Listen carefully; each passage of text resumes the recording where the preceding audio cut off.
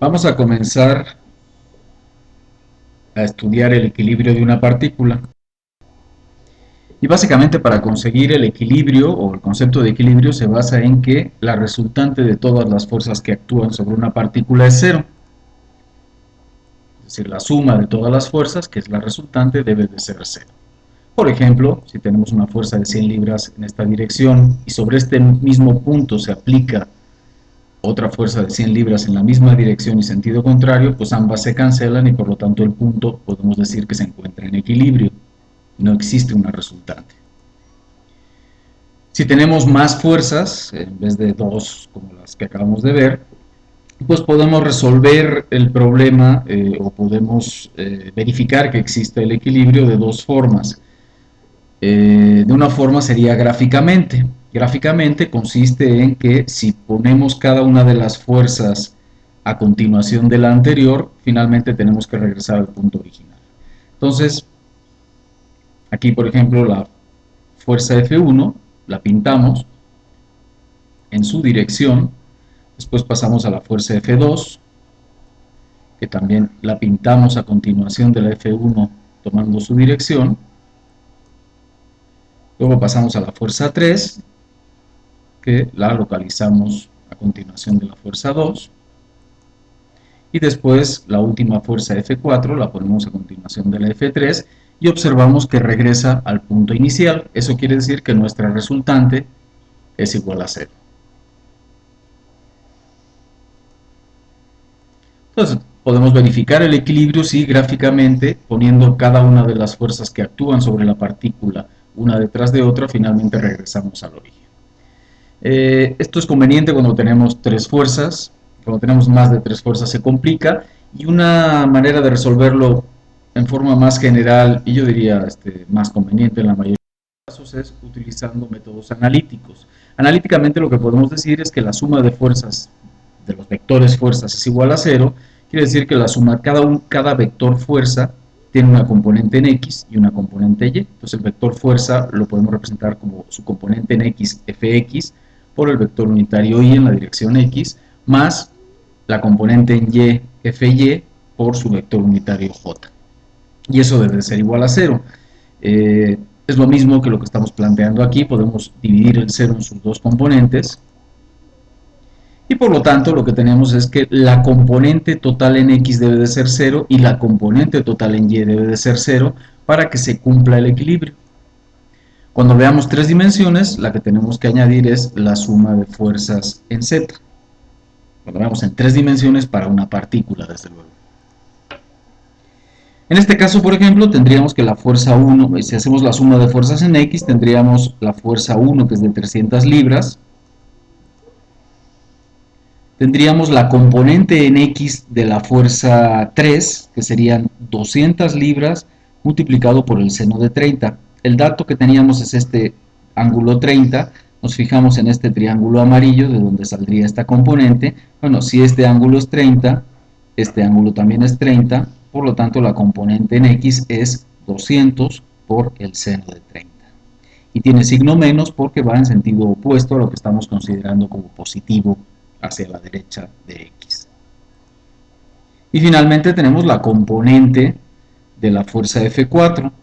En forma análoga, si este ángulo es 30, este ángulo tiene que ser 30.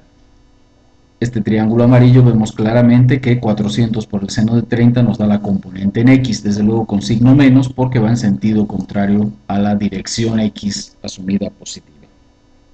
La fuerza F2 no tiene componente en X porque es perpendicular a este eje. Si desarrollamos, tendríamos 300 libras, menos 100 libras, menos 200 libras, y verificamos que esto en efecto nos da 0. ¿Eso qué quiere decir? Que se comprueba que la fuerza en X total es 0. La componente total en X es 0. Vamos a ver la componente total en Y. Entonces tenemos esta fuerza, que su componente es la fuerza misma, porque está orientada en esa misma dirección, pero con signo menos, suponiendo Y orientado hacia arriba. Después tenemos la componente en Y de la fuerza de 200 libras, que sería 200 por el coseno de 30, con signo menos porque viene en sentido contrario a lo que estamos suponiendo positivo como Y hacia arriba. y 400 libras por el coseno de 30 sería la última componente. F1 no tiene componente vertical porque nada más tiene componente, está orientada en el eje X. Desarrollando nos damos cuenta que esto en efecto da 0, por lo tanto lo que tenemos es que la fuerza, la componente total en X es 0 y la componente total en Y es 0, es decir, la resultante es 0 y por lo tanto podemos decir que este sistema está en equilibrio. En términos generales, en los problemas, algo que va a ser muy importante es lo que conocemos como diagrama de cuerpo libre. Y esto básicamente es una forma de representar la realidad física en forma esquemática de manera que nosotros podamos trabajar. Por ejemplo, aquí tenemos un caso donde existe un camión de carga con una cierta caja que tiene un cierto peso y que cuelga de dos poleas que están jalando estos dos señores de acá. Tenemos aquí todas las condiciones geométricas. Entonces, esto es lo que llamamos el diagrama espacial, es decir, como que la figura física que nos representa cuál es el fenómeno. Lo que tenemos que hacer en términos generales es conseguir un punto, localizar un punto sobre el cual actúen todas las fuerzas conocidas y deseables, de forma que podamos buscar el equilibrio total sobre la partícula, a ver si se cumple la condición de equilibrio de que la resultante total de fuerzas que actúe sobre la partícula es 0. Seleccionamos pues, aquí es medio evidente que el punto A es el punto que deseamos. Sobre el punto A actúa esta tensión que conocemos, bueno, suponemos que no conocemos, pero es una de las incógnitas que queremos calcular. Tenemos esta tensión, que es otra de las incógnitas que queremos calcular, y tenemos el peso de la caja que conocemos. Una de las dificultades más importantes, pero de los datos, o sea, de los aspectos más importantes de la estática, es determinar cuál es el diagrama de cuerpo libre. Una vez resuelto el diagrama, una vez determinado cuál es el diagrama de cuerpo libre, la resolución del problema ya no es tan complicado. En muchas ocasiones es entender el planteamiento del problema y qué es lo que buscamos y cuáles son los datos para poder obtener el diagrama de cuerpo libre. En este caso, el peso es lo que conocemos y tenemos que conocer cuáles son las fuerzas que tienen que hacer estos señores, es decir, cuáles son las tensiones de estas cuerdas. Tenemos este cuerpo, aquí tendríamos una tensión que ejerce sobre el punto A la cuerda, vamos a llamarle TAC. Tenemos también la fuerza que ejerce esta cuerda sobre el punto A, vamos a llamarle TAB, ambas serían de tensión, obviamente. Si al final, la suponemos en tensión, si al final del resultado nos da negativo, quiere decir que estaban en compresión, cosa que desde luego es imposible físicamente en este caso, pero que en otros casos pudiera ser razonable.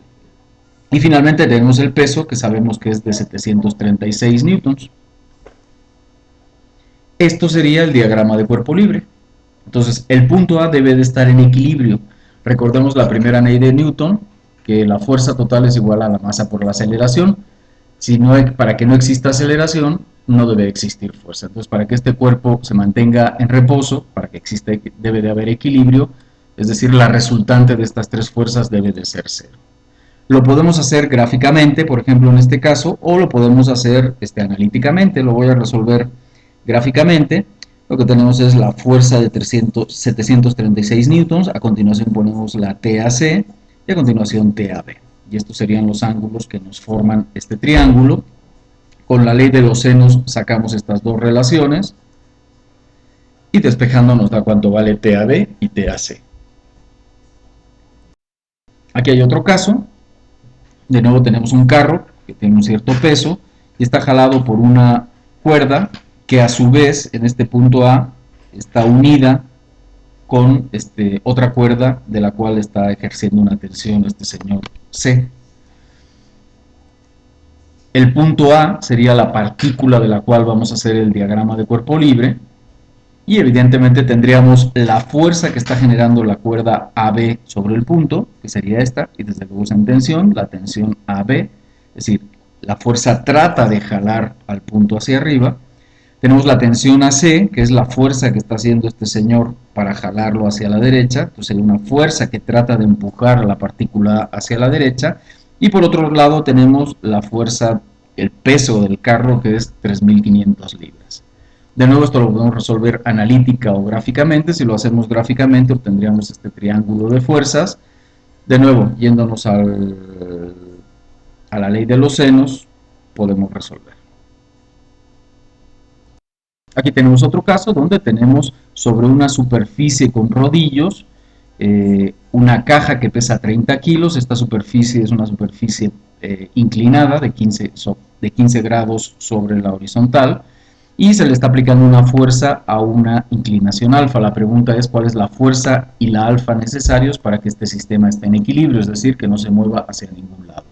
De nuevo tenemos que obtener cuál es la partícula de la cual vamos a obtener su diagrama de cuerpo libre. La caja evidentemente sería esta partícula y su diagrama de cuerpo libre estaría formado por la fuerza F que desconocemos, por el peso propio de la caja, que son 30 kilogramos, pasado a Newton sería 30 kilogramos por 9.81 metros por segundo cuadrado, que es 294 newtons, y desde luego como el plano sobre el que descansa está inclinado y tiene rodillos, la única fuerza que puede ejercer este plano sobre la caja es una fuerza perpendicular al plano, porque tiene rodillos, no existe fricción.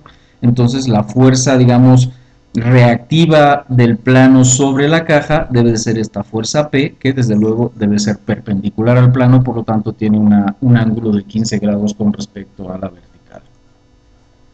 Este sería el esquema gráfico de las fuerzas. Algo que es interesante es, bueno, ¿cuál sería el valor de F? Bueno, la pregunta inicial es ¿cuál sería el valor de alfa que minimiza el valor de F necesario para mantenerse en equilibrio? Y bueno, desde luego, si lo observamos con este diagrama, el valor de alfa que hace que F sea mínimo, pues será aquel que hace que esta distancia sea un ángulo, que aquí se forme un ángulo recto. Si este punto estuviera hasta acá, pues F tendría esta dimensión que es mucho más larga, ¿no? Si P fuera más pequeño, F tendría esta dimensión que es mucho más grande que la distancia perpendicular.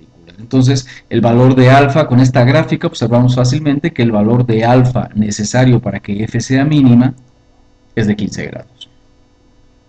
Y ya con esto, pues podemos obtener claramente que F no es más que 294 newtons por el seno de 15 grados, que es 76.1, y obtenemos cuánto vale F. Otro caso finalmente sería este, donde tenemos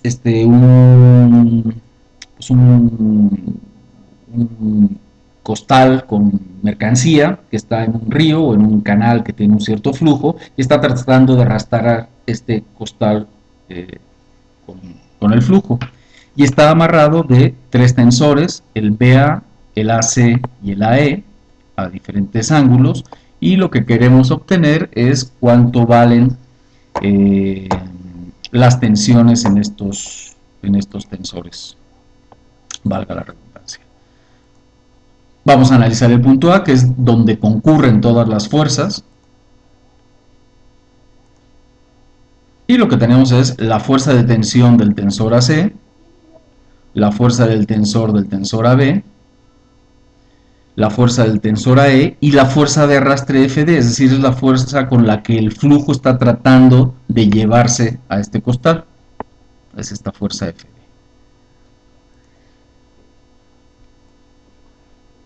Alfa es 60.26, eso lo obtuvimos sabiendo que esto vale 7 pies y esto 4 pies, entonces alfa no es más que el arco tangente de 7 entre 4. Y beta, desde luego, sería el arco tangente de 1.5 entre 4.